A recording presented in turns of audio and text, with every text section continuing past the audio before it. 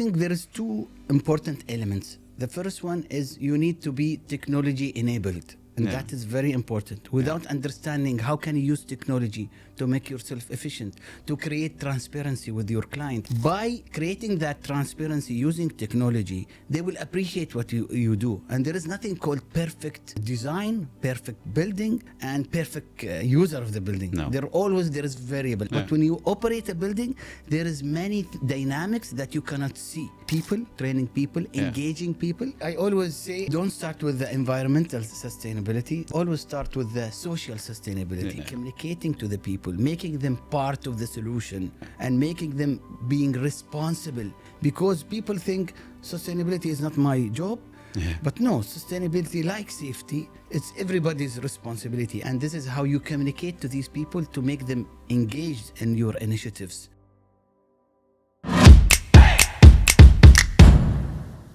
Welcome to the Green Minds podcast, where we explore the innovations driving towards a more sustainable future. I'm Walewein, your host. Today we're having a conversation with a true pioneer in facilities management, Mr. Ali AlSuwaidi. He has been instrumental in shaping the FM industry in the Middle East. Welcome, Ali. Thank you very much for the invitation. You're welcome. I start off with a simple question for you. You're the co-founder of MEPA, and I am very, very interested to see what inspired you basically to start MEPA, and also why such need was there for the organization like MEPA. Well, again, thank you very much. And I like the name of the podcast, Great Minds, and this is very important to get people feedback and inspiration, and this will help the industry to evolve as well. So MEPA, I joined the industry by coincidence, being a maintenance engineer, and then I started network with many people from different countries, and I noticed that we don't have something together as volunteer. We always refer to association from other regions, and they were dreaming about, they were looking for a unity, like somebody bringing this together. And when I remember the first meeting in 2007 in Shangri-La, we had people from Qatar and all around the world, and people talking about FM. And we said, why not? We started with the FM breakfast group, and I joined, and I heard about this being there for a few years, 3-4 years, and then we said, let's do it. So we were somehow lucky that we were put in bad position, because the financial crisis, everybody flagged that buildings in Dubai are not taken care of in a good way.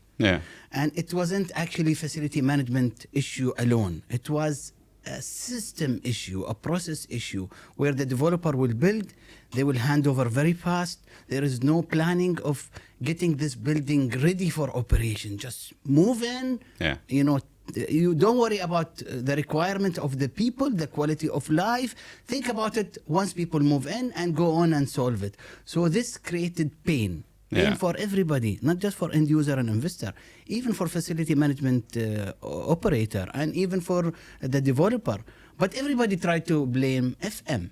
And we were lucky to go to the government of Dubai, the land department, and we said, listen, you need a non-profit association, subject matter platform or expert that you can refer to and can help you to make this industry mature, not just in Dubai, in the region. So we avoided calling it UAE Facility Management Group. We wanted to call it Middle East, because we have same pain across the GCC. And we were lucky that we have a lot of network from people from Saudi Arabia, Qatar, Kuwait, having the same challenges. So by, with God blessing and collaboration of everybody, we formed this. I remember in 2009. I was a board member. We had a president, Mr. Jamal Louta. We had a vice president, Mr. Ibrahim Fakhroum from Qatar. He's still a good friend, and he's also attached to MEPA as well. And we had many others. So we formed it in a way that there is a need to form something, a reference for this region. And this is how MEPA started. And since it started, it has obviously grown beyond the UAE. We are also a member of the MEPA. You're very active at the moment in Saudi also. Do you see that all these markets, you said already, are struggling with similar sort of issues? There is no difference in that. But do you see that all these markets are sort of moving at their own pace? Well, see, luckily when we established MEFMA, people came from different countries like Kuwait, Saudi Arabia, Oman, Qatar, Bahrain, even Egypt, Jordan. They came and we started this mission of creating awareness. A mission of training people, mission of reaching to more members or FM professional in the region. And this did not happen with the board alone, with our members, companies, members, individuals.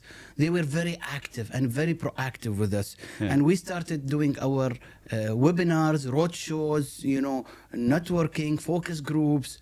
It brings people together. But the first trick is you don't wait for somebody to pay you for doing this. This is your job and part of your paying back to the industry that you are part of. And this is what we wanted to embrace in MEFMA and the members of MEFMA, that you're doing this because you want to learn from this experience, you want to be proud of being part of this industry, and you want to give back. And this way, once you learn the giving back to the society, you're going to get a lot of this. And this is my experience over the last 15 years is don't worry about taking. Just give to the people and the industry, and you're going to get rewarded somehow. And this is what I tell to our MEFMA members. Don't see what is it for you in that. Just try to help. Just try to be proud of what you're doing and don't isolate yourself in your work environment. Be part of a bigger network, and this is what will help you to professionally being recognized and growing in the industry. Because the industry is growing extremely fast. I mean, here in the UAE, I think the growth rate is around 10% per year until basically 2027.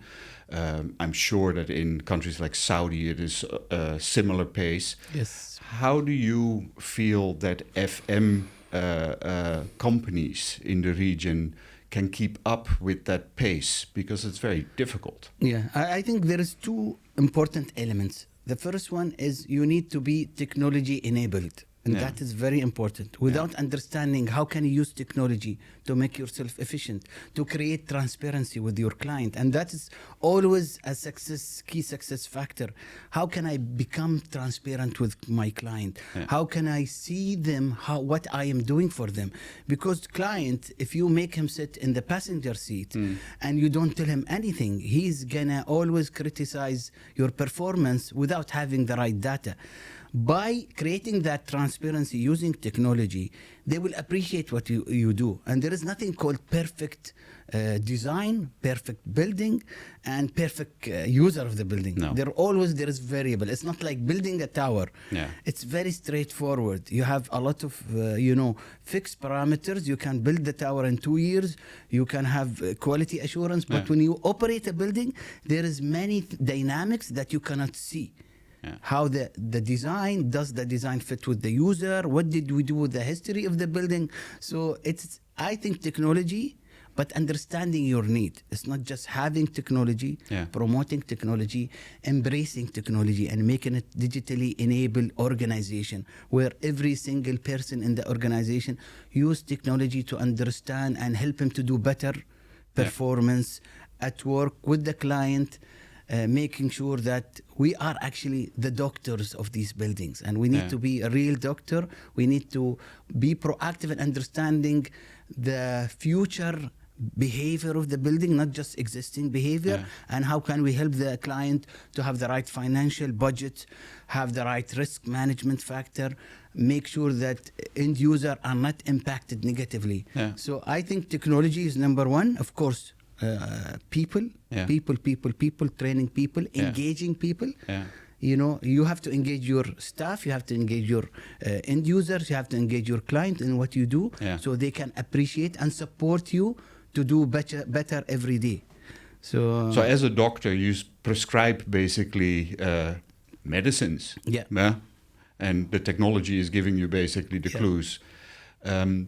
How do you engage people? How do you make sure that it then trickles down ultimately in the organization and that is on both sides, Yeah. the client side and the FM provider side. How do you make sure that people understand what the right medicine is for the problems? Well, of course, now this is what, always I met clients and Ali, just give me the medicine. I say, I don't know the medicine yet. Yeah.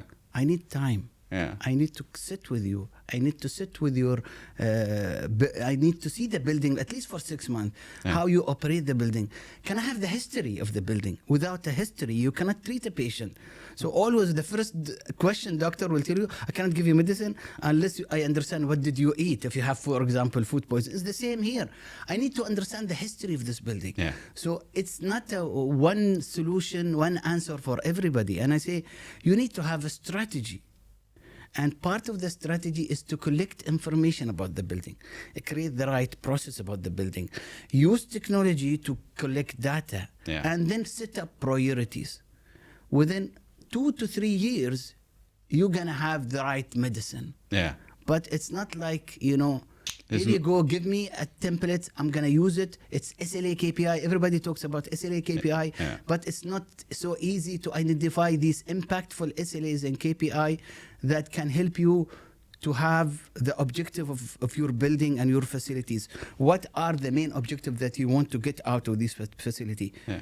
Cost, quality of life of the users, and of course sustainability. Yeah. So you have 3 pillars. Yeah. And this is what we always say. You have to be patient. You have to be part of it, part of the strategy. And you have to have people engage in implementing, establishing the strategy and implementing the strategy. Yeah, and I think also when you talk sustainability is a very important pillar. It's something that has obviously gotten a lot more focus over the last years. Yes. There is a lot of existing inventory buildings that have been built 20, 25 years ago. So how do you then really sort of like change the dynamics inside an FM organization to embrace sustainability, and how do you educate clients at the same time? Well, see, I always say you don't start with the environmental sustainability, or you always start with the social sustainability. Yeah. And this is how you communicate to these people to make them engaged in your initiatives. And this is the starting point. If you want to launch a sustainability initiative that has a lot of environmental benefit, you need to start with the social sustainability, communicating to the people, making them part of the solution, and making them being responsible. Because people think sustainability is not my job. There is a guy who's in charge of sustainability. It is his job. But no, sustainability, like safety, it's everybody's responsibility. And this is where we have to engage people, create the social sustainability, make them come together, make them part of the rewarding part, make them see the result. That's how you're going to engage them. And this is where we see facility management individuals sitting and operating facilities for client. If they will do a sustainability initiative, it's not about just doing an energy saving. No. It's about recognizing the people who are part of the support to achieve this saving, telling people how this energy saving can help us to be more environmental friendly. What are the carbon emission offset that we have done? It's always the engagement, the social element of sustainability, and also the economical. What did we achieve by implementing sustainability? Did we achieve financial saving? And that's also an important element. So it's all about the triple bottom line, financial, social, and environmental. And this is what I always tell. Sustainability is an important element of our role as a facility professionals, but we cannot do it alone. We have to engage the different stakeholders. Who are our stakeholders? How can you communicate with them? Sometimes it's not official communication. It's one-to-one. It's sitting in the coffee shop, in the corridor, talking about it, engaging people. It is truly, I mean, it's captured in the word itself. Sustainability is something that needs to continue. It needs to be truly embedded in the process or the organization. And it is not the outcome per se. It is really how you get there, and you keep it at that level. When you look at sustainability, and obviously we work in a very diverse industry with a lot of people from all kinds of walks of life and different backgrounds with different views on it or understanding.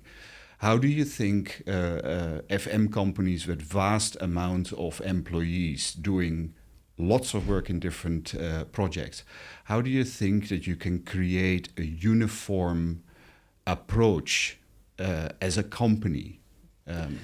See, again, it's all top to bottom, commitment from the top. Yeah. If the people in the top are engaged in the sustainability initiative and are communicating, or they are reaching these guys who are the champion of this sustainability and giving them tools and giving them the motivation, that's very important, and making this an incentive that if you do sustainability initiative, this is going to be recognized in your annual performance.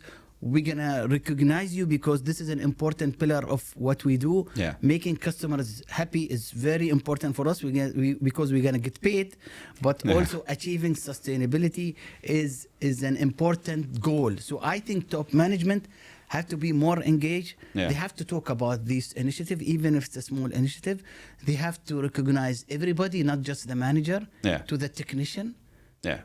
Even sometimes going an extra mile and going to the suppliers who work with the FM companies and to the end users, because this is how we can make this momentum bigger and higher and more proactive. Yeah. I worked in FM companies and I worked as a client also in many, different duties and responsibility. And I can see it's about how to create that passion in that organization to cascade sustainability. And I am sure if FM companies cascade the sustainability in the right way, it's going to be a competitive advantage, and they're going to get more partners who will depend on them, because it's not at the end what you deliver as part of your contract.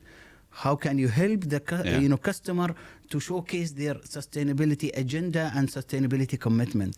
Do you think that FM companies have a obligation to focus a lot on education of their clients when it comes to sustainability?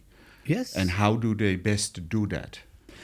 Again, I told you, communication is the most important thing. And this is what we miss in the FM industry. Yeah. We don't give our employees the tool to develop their communication and critical thinking and problem solving skills. And once we focus on developing these skills in our employees and our management and senior management, I think it will be really easy for us to retain our partners and clients. Because this is how you help the client to see the value that you bring. And communication, again, is not about just talking. It's about even listening to client and seeing his pain and coming with solutions. Sometimes you go to a client who say, we have a problem. And we never thought about, why don't we come to a client and say, we have a challenge, and these are the options that you can consider to solve these challenges, and what are the pros and cons of each option, because there is nothing called perfect solution.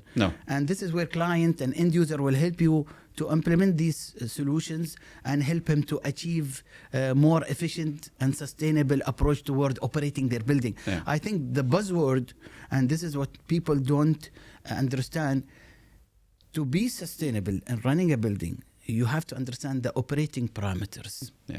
How the system are being operated in this building. And that's where technology can play a big role. Right? So with new technologies like AI, IoT is a little bit longer around the block already, you capture a tremendous amount of data on the behavior of a building or the behavior of the occupants, etc. How do you digest all that information and translate that into actionable data so that client or employee can understand?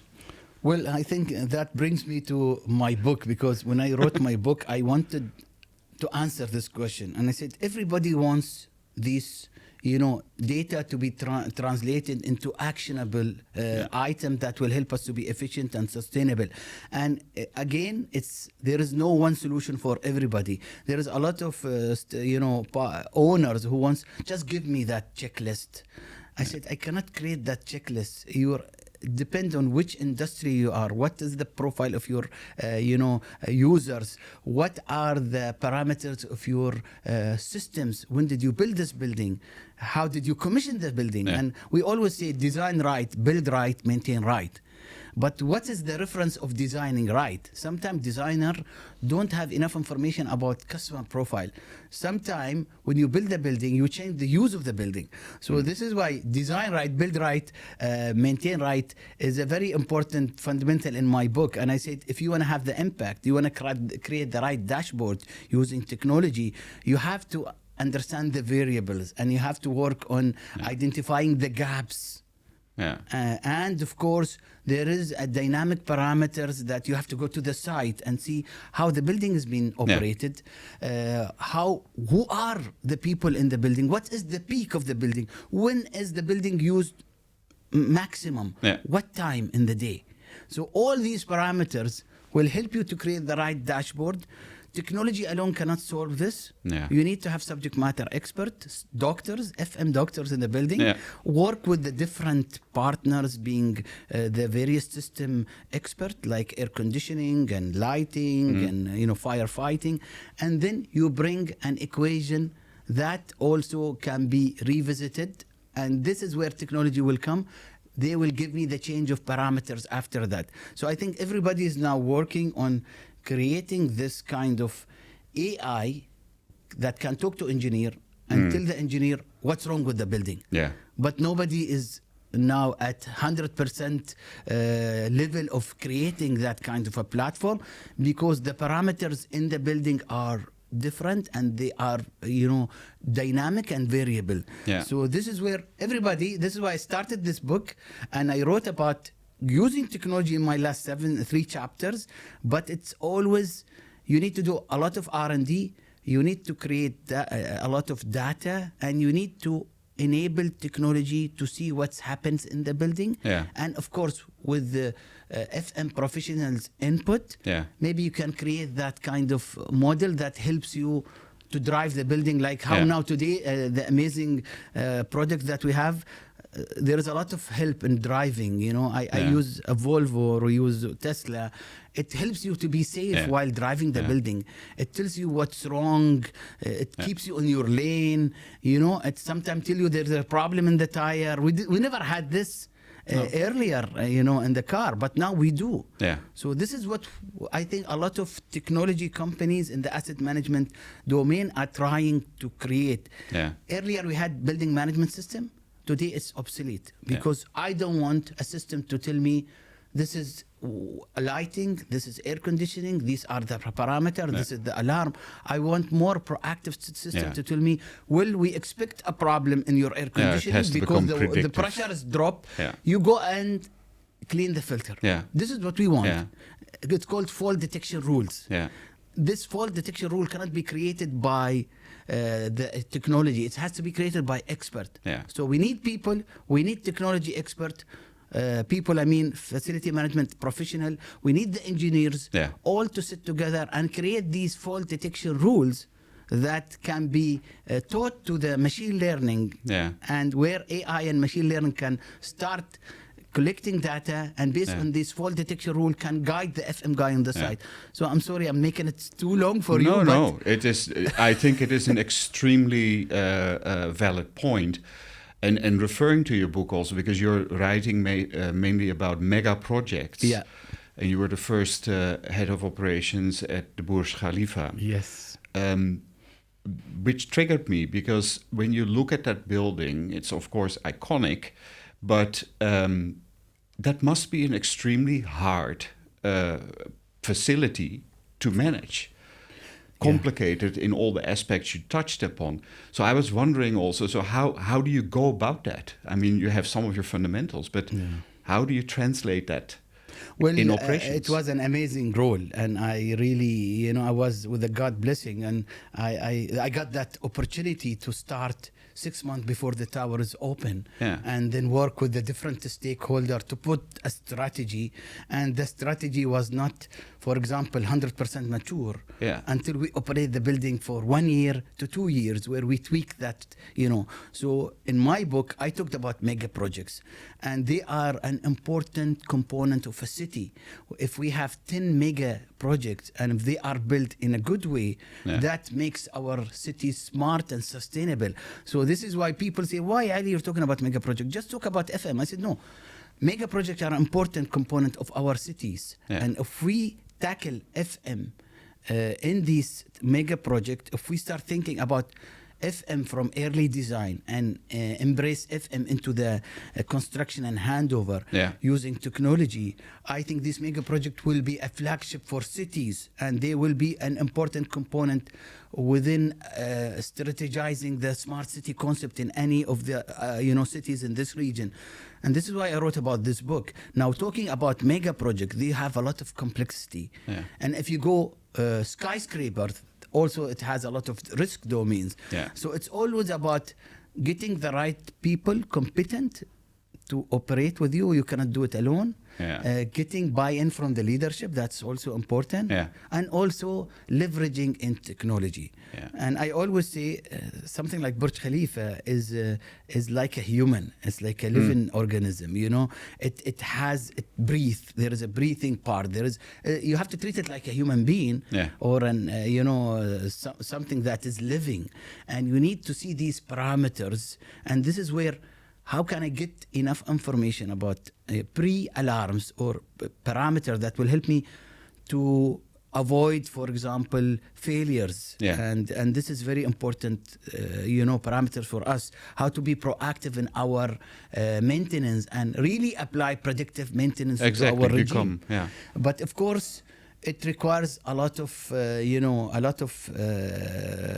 patience, engagement of people, not just you and your team, also your service providers, your partners, and of course the leadership. And then finally, how to enable technology. If you don't have things covered by the building management system, you can have IoT. You can bring all these to a platform. Then you think about, how can I talk to this equipment? How can I know more about the equipment? The challenge we have today, that suppliers of this equipment, their system is not open to us. So we need to work with them. And I'm sure definitely when they started making this system open system, so you can take the information to one IoT platform or a dashboard where you can analyze what's happening in the center. What I always want to say also, you should not look at one mega project alone.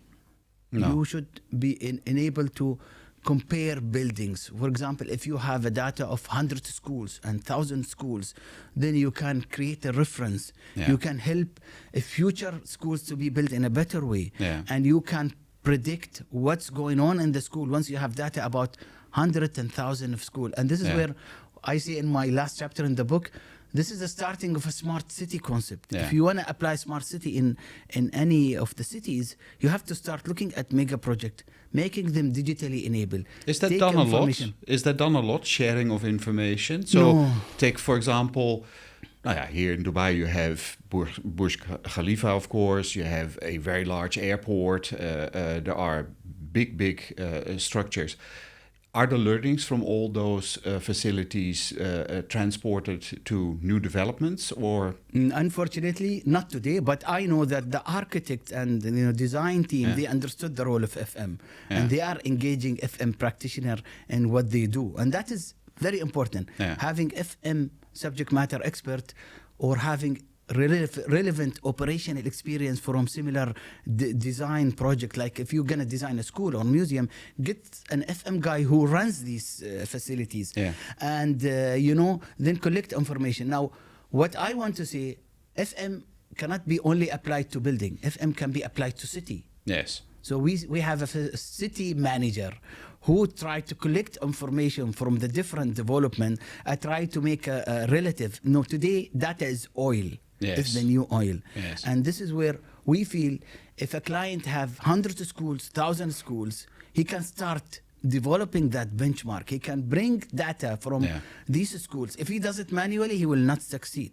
If he does it using technology, bringing information through technology platform like IoT sensor and other to one place, and then maybe engaging data scientists, because data scientist role is important to correlate data, engaging subject matter expert, talking to the guys on the site, why we are getting different data today, looking at the weather condition. And this is why I extremely talked about in the book that you need all these parameters, and this is how you're going to create a reference for future buildings, future schools, future hospitals, future malls, because the design of these projects, unfortunately, is being done individually, independently, and we have a reference like the ISO or the codes, but I don't know. I'm not sure if these existing building parameter being taken back to these guidelines and standards and being redeveloped. And how does the role of the government have to play out in that? Because obviously, at a country level, there are also certain objectives, especially when we're talking about sustainability and the future decarbonization and wanting to become net zero at some point in time. How do you see government regulation coming into play as well in that? That's very important. I think regulations are important part of embracing sustainability into the built environment, and government has to work with the subject matter expert to look at unique future guidelines. For example, when you design a building, you have to design it in a way that you can pull all these data from the different systems. Today we have a big challenge, and I always say this in my workshops. Firefighting equipment, it's so closed because certain authority says nobody should touch this data. It should stay within the firefighting service provider. And I always say, no, these data are important element of a wider strategy.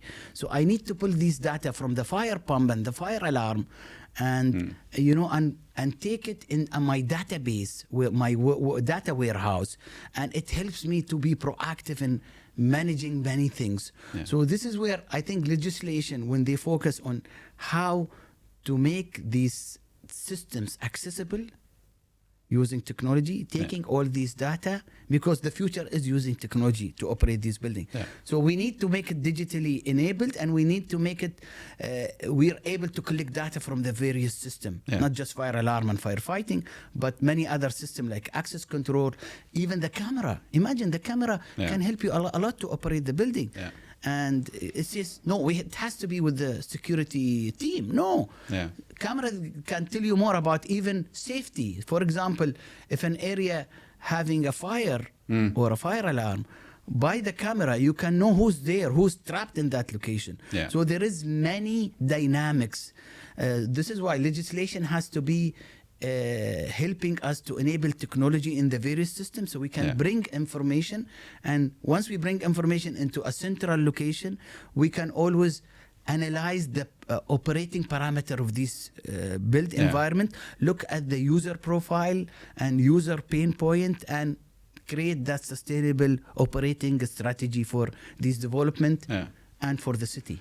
Do you believe that platforms like the MEPA have an important role towards basically regulation? Do they have an influencing role in that? We do, but we don't want to be the regulator. That's what I always say. We always work with government bodies, and we are always happy to guide them, to bring the subject matter expert to sit and collect information through our platform from our members. So when we create a guideline, this guideline can really become more practical and easy to apply. And I have to say, there is a huge effort put by the ISO 41000 committees worldwide. I'm a member of the ISO representing UAE, and there is a team who are working in the technology transformation element of FM. But again, that's going to be a high-level guidelines. It's not going to help the government to have more legislation. And this is why taking these guidelines and getting people to look at the current practices and scenarios in operating these buildings. Yeah. Integrating more between the various governmental authority like civil defense, Dubai municipality, the land department, every other the authority that has an approval on each part of the building component. Bringing this together, setting up the committees or the people who will help the government to create this legislation. Yeah. And I think that's an important. But as MEPA, we are the voice of the industry. Yes. We can bring the industry's expert that can be part of that committee. We can get an input in legislation before it is approved. And practical inputs in particular also. Exactly. There's a lot happening every single day.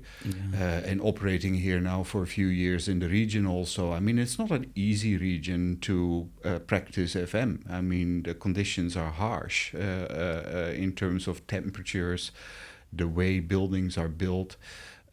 All of that is, I think, very valuable to regulators as well to understand how to do things. When you look at trends outside of the Middle East, because you're also globally involved in that, do you believe that there are certain trends elsewhere, Europe, Australia, places that you believe we should embrace here in the Middle East? Well, see, being a vice chair of Global FM and sitting in the executive committee globally, we have similar challenges in the different regions. And yes, there is good practices that are being applied in different regions that I think it's important for us to embrace. But also, what we are doing in this region is not happening any elsewhere. No. We're learning. We have experts that are becoming expert because they've been through many development within this region and they learned a lot. I give you an example of a practice that I think we need to embrace here, space management. Okay.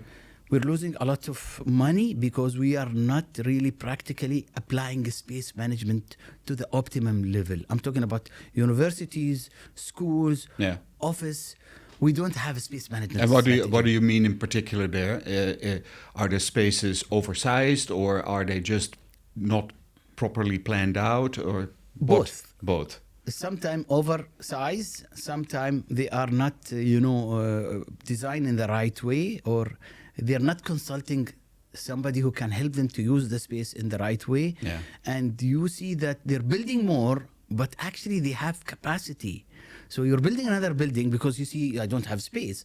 But ultimately, if you do this space management strategy, the building can take more and you can have less operating cost. You can achieve sustainability.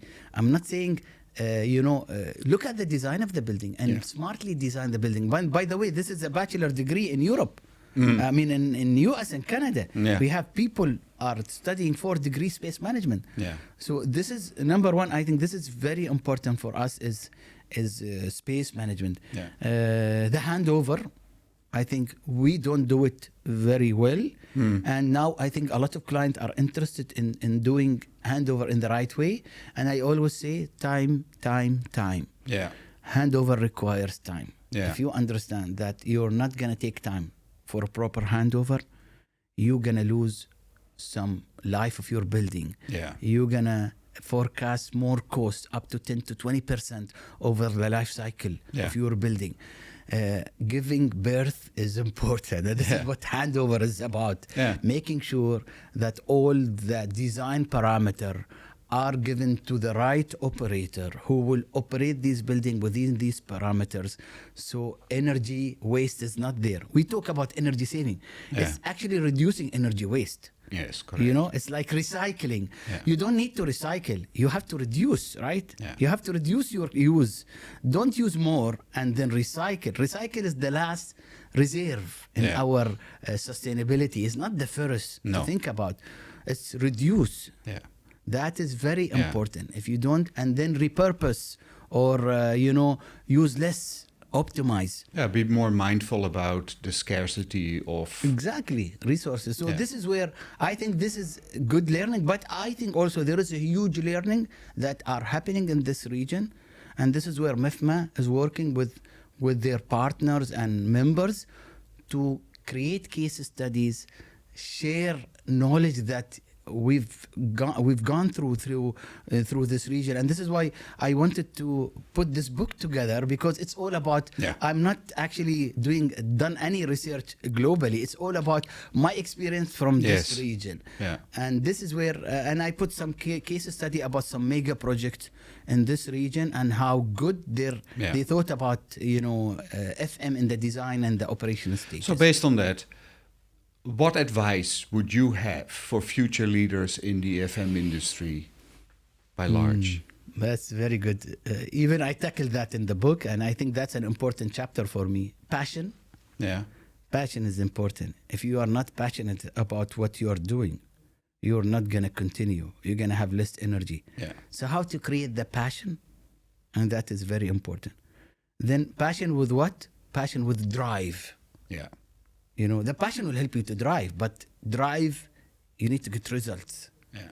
Every year, what did you impact? How did you impact your organization? How did you impact other individuals within the industry? How did you impact the industry itself? I always take leave to do workshop and to do webinars. And today I come here, for example, it's my holiday to be part of this podcast. Yes. Because I feel that is how I'm driving. Yeah. I'm driving my efficiency and my pride being part of it. So you have to be, passionate. You have to have the drive, and you have to get result. Yeah. And without being part of a team, being part of an industry, it's very difficult for you to achieve that. Create energy. Yeah. That's basically what it is. Yeah. Ali, thank you very much for today's conversation. I thought it was very insightful, and I was very happy that you were my guest. Thank you very much for your time and the invitation. Thank you. Thank you.